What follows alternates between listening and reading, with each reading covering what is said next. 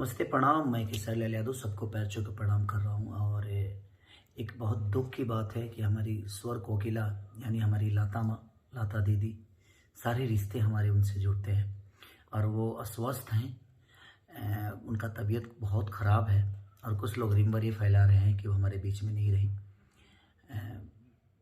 मैं उनसे कहना चाहता हूँ कि प्लीज़ आप ऐसा रिम्बर ना फैलाएं और उस माँ के लिए दुआ करिए जो कि हमारे हिंदुस्तान की रतन है। हमारे हिंदुस्तान में वैसी एक सिंगर हैं, ऐसी वो एक सरस्वती हैं जिनके संगीत को सुनने के लिए हर आदमी बेतावला रहता है, हर आदमी ऊर्जवान होता है। उनके संगीत सुन के हर आदमी ज़िंदा रहता है।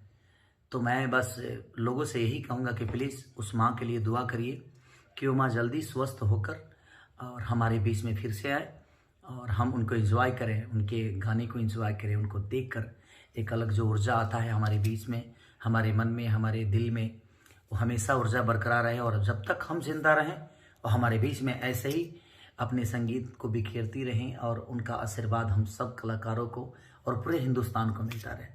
दिल से थैंक यू आप सबको कि आप दुआ करेंगे।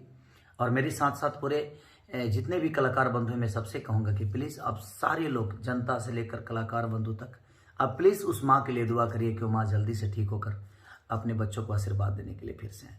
Thank you.